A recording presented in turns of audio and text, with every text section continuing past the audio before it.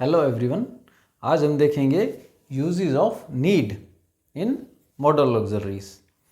Need का मतलब है ज़रूरत होना, नेसेसिटी। तो मीनिंग के अकॉर्डिंग हम चलें तो नीड हमें क्या बताता है, नेसेसिटी के बारे में, कि किसी चीज़ की ज़रूरत है या नहीं है। तो नेसेसिटी किसी चीज़ की आपको यस मतलब है, या नेसेसिटी किसी चीज़ की नो नहीं है। दो ही सिचुएशन है। अगर किसी चीज़ की नेसेसिटी है तो सेंटेंस हमारा कैसे बनेगा, और नहीं है तो कैसे बनेगा, ये देखिए। मान लीजिए किसी की शर्ट है, वो शर्ट गंदी है, तो हम क्या कहेंगे, योर शर्ट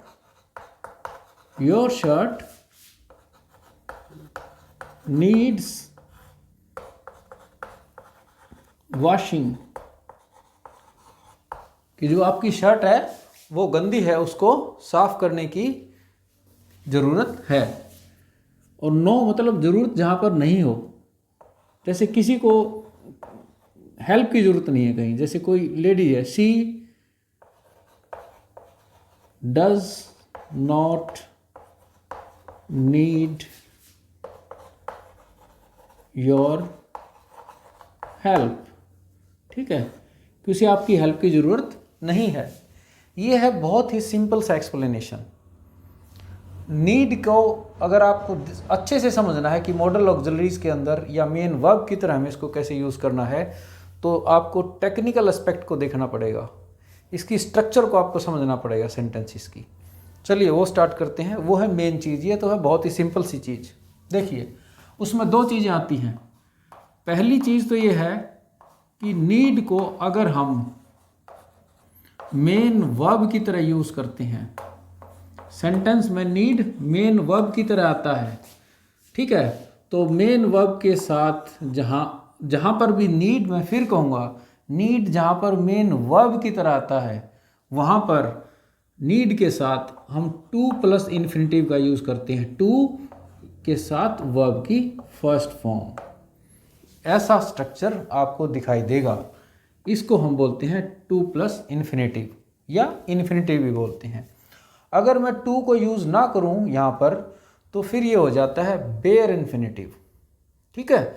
बेयर मतलब बगैर टू के, ओके। सेकंड चीज़ है, जब मैं नीड को यूज़ करूंगा एक हेल्पिंग वर्ब की तरह, यानी मोडल ऑक्सिलरी की तरह। ऑक्सिलरीज हमारी हेल्पर्स होती है ना, ऑक्सिलियरी, एक मोडल ऑक्सिलरीज की तरह। उस वक्त मैं इसके साथ टू प्लस वर्ब की फर्स्ट फॉर्म, यानी ये इन्फिनेटिव यूज़ नहीं करूँगा, यानी टू का यूज़ नहीं होगा। वर्ब की फर्स्ट फॉर्म जरूर आएगी, लेकिन उसके साथ टू नहीं आएगा। This is the basic. अब इस चीज़ को हम सेंटेंसेस में देखेंगे तो और अच्छे से समझ पाएंगे। मैं सबसे पहले जो सेंटेंस लेता हूँ मैं आपके सामने सिंपल प्रेजेंट टेंस का, सिंपल प्रेजेंट का। सिंपल प्रेजेंट के अंदर मेरी स्ट्रक्चर क्या होती है। अब आपको टेंसेस क्लियर होने चाहिए अगर ये आपको अच्छे से समझना है तो, फिर भी मैं थोड़ा सा बताता चलूँगा। सिंपल प्रेजेंट के अंदर जो मेरी स्ट्रक्चर होती है, मेरा सब्जेक्ट सिंगुलर है तो वर्ब की फर्स्ट फॉर्म के साथ हम एस, ई एस या आई ई एस लगाते हैं। अगर मेरा सब्जेक्ट, यही सब्जेक्ट यहाँ पर आई है या फिर प्लूरल है, आई या प्लूरल है, तो मैं वर्ब की फर्स्ट फॉर्म यूज़ करता हूँ और उसके साथ एस, ई एस या आई ई एस का यूज़ मैं नहीं करता। उसके बाद मेरा मेन ऑब्जेक्ट आता है और मेन ऑब्जेक्ट आता है। ऐसे मेरी स्ट्रक्चर चलती है। अब मैंने क्या कहा है, मैं मेन वर्ब की तरह नीड को यूज़ करूँगा, नीड मेन वर्ब की तरह यूज़ होगा, ठीक है, तो उसके साथ टू प्लस इन्फिनेटिव लगेगा। यानी ये जो मेरी जगह बच गई ना बीच की, यहाँ पर दोनों जगह पर ये जगह बच गई, इस जगह पर टू के साथ कोई वर्ब की फर्स्ट फॉर्म आएगी। यहाँ पर भी टू के साथ वर्ब की फर्स्ट फॉर्म अब आएगी। कैसे? सेंटेंस देखिए, शी, अच्छा यहाँ पर अच्छा ये प्लूरल या अच्छा सिंगुलर वाला है ना, ठीक है। ये मेरा आई और प्लूरल वाला है, ये मेरा प्योरली सिंगुलर वाला है। छोटा सा लिख देता हूँ, ठीक है। सिंगुलर लिखा है मैंने, आई थिंक आपको समझ में आ जाएगा, बहुत छोटा लिखा है। ये सिंगुलर वाला है तो वैसे भी समझ जाएंगे, सिंगुलर में ये आता है यहाँ पर, आई और प्लूरल के साथ ये नहीं आता है। अब मैं सिंगुलर सब्जेक्ट लेता हूँ सी, ये मैंने लिया सी। अब मैं यूज़ कर रहा हूँ मेन वर्ब को, और मेरी मेन वर्ब क्या होनी चाहिए? अब मेरी मेन वर्ब होनी चाहिए नीड। नीड मेरी मेन वर्ब बननी चाहिए अब, ठीक है। शी नीड मैंने लिख दिया। SEIS आएगा, यस SEIS आएगा, सिंगुलर सब्जेक्ट है। सी नीड्स, अब किस चीज़ की ज़रूरत है ये बताना पड़ता है, वो होती है हमारी main verb. She needs to talk to him. देखिए ये आ गया मेरा टू के साथ फर्स्ट फॉर्म, वर्ब की फर्स्ट फॉर्म, और उससे पहले है मेरी मेन वर्ब, ठीक है। ये उसे she needs to talk to him, उसे ज़रूरत है उससे बात करने की। अब हिम की जगह हम किसी का नाम लिख दें तो चीज़ और अच्छे से क्लियर हो जाती है। यानी नाम लिखें, जैसे इसी अजय लिख देते हैं, चलिए। यानी उसे अजय से बात करने की ज़रूरत है, ठीक है। अब मैं लेता हूँ आई या प्लूरल सब्जेक्ट। अब मैं आई लूँ या आई के साथ दे लूँ, कोई भी प्लूरल सब्जेक्ट ले लीजिए आप। अब क्या आएगा? अब SEIS नहीं आएगा, नीड आएगा, और उसके बाद भी टू टॉक टू अजय। देखिए फिर से वही स्ट्रक्चर आई मेरी। ये चीज़ है जो मैं आपको कहना चाहता हूँ, ठीक है। अब यही चीज़ आप पास्ट में भी दे सकते हैं, मैंने सिंपल प्रेजेंट का सेंटेंस यूज़ किया है। अब सिंपल पास्ट में देख लीजिए आप, number 2 simple past. Simple past में क्या होता है? कोई भी सब्जेक्ट हो, सिंगुलर प्लूरल कोई भी हो, उसके साथ वर्ब की सेकंड फॉर्म और फिर मेरा ऑब्जेक्ट, और ये मेरी खाली जगह बच गई। यहाँ पर क्या आएगा? वही टू के साथ वर्ब की फर्स्ट फॉर्म इन्फिनिटिव, ठीक है, जो मैंने बताया। क्योंकि अब ये मेन वर्ब की तरह यूज़ करूँगा मैं यहाँ पर। कैसे? देखिए टू के साथ वर्ब की फर्स्ट फॉर्म, थोड़ा सा बड़ा लिख देता हूँ, ठीक है। इसी सेंटेंस को ले लेते हैं हम। शी, मेरी मेन वर्ब नीड थी, अब सेकंड फॉर्म आती है यहाँ पर शी नीडेड।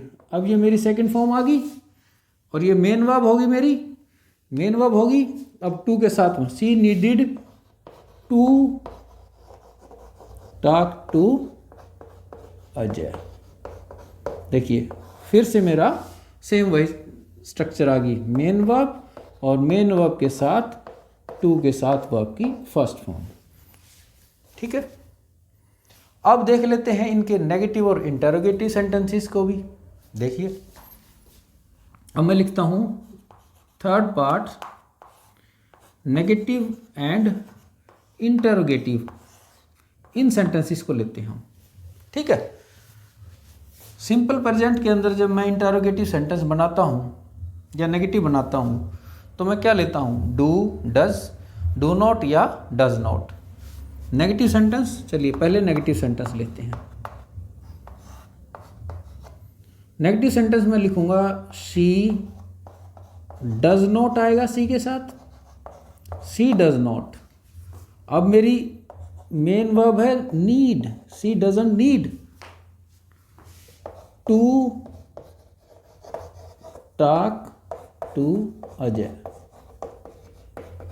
अब देखिए मेन वर्ब और मेन वर्ब के बाद सेम वही, मेन वर्ब और मेन वर्ब के बाद।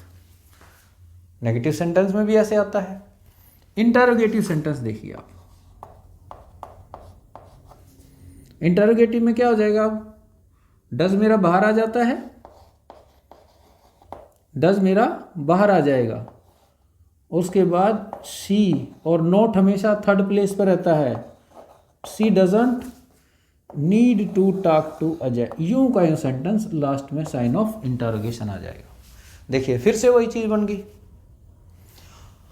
अब यहाँ तक मैंने जितना समझाया आपको, पूरा का पूरा ये पार्ट मेरे फर्स्ट पार्ट को क्लियर करता है, जहाँ पर नीड को मैं हेल्पिंग वर्ब की बजाय मेन वर्ब दिखा रहा हूँ। हर जगह नीड मेन वर्ब है। अब मैं आपको नीड हेल्पिंग वर्ब की तरह दिखाता हूँ। जैसे ही नीड हेल्पिंग वर्ब की तरह आएगी, टू हट जाएगा, जहाँ जहाँ टू लगा है वो हट जाएगा। और ऐसा कहाँ पॉसिबल होगा? जब नीड हेल्पिंग वर्ब की तरह आती है, सिर्फ दो तरह के सेंटेंस में ही ऐसा पॉसिबल होता है और कहीं पॉसिबल नहीं होता।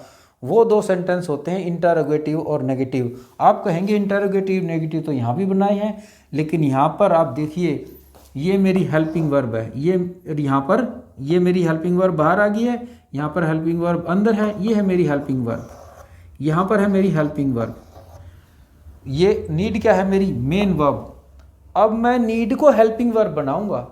जब नीड हेल्पिंग वर्ब बनेगी उस नेगेटिव और इंटरोगेटिव के अंदर, मैं फिर से कहूँगा, जब नीड मेरी हेल्पिंग वर्ब बनेगी उस वक्त नेगेटिव और इंटरोगेटिव में ही पॉसिबल है ऐसा कि टू नहीं आएगा वर्ब की फर्स्ट फॉर्म के साथ। देखिए कैसे।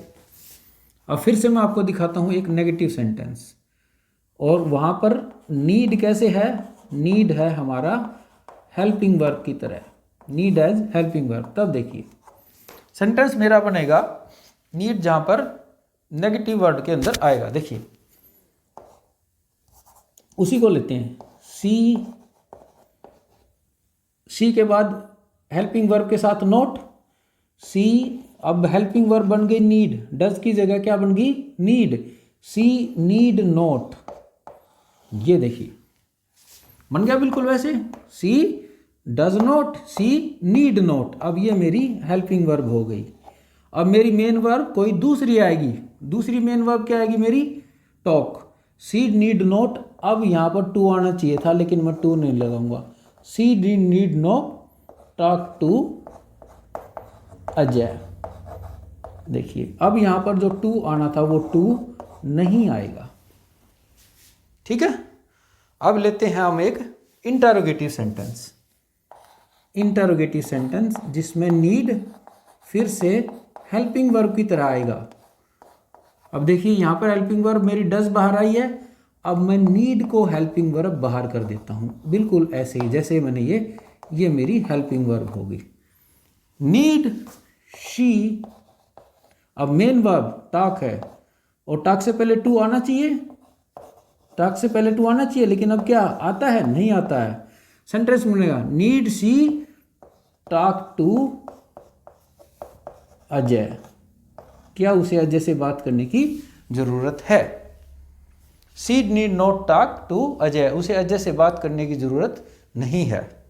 समझ में अब आपका? देखिए यहाँ पर जब भी ये हेल्पिंग वर्ब की तरह आया, हेल्पिंग वर्ब मेरी क्या आई है? जैसे ही मेरी हेल्पिंग वर्ब नीड आई है, ऐसा होते ही समझ लीजिए टू और फर्स्ट फॉर्म वर्ब की आती है, तो इसमें टू चला जाता है। ठीक है। So I hope it is clear to you. So thank you for watching.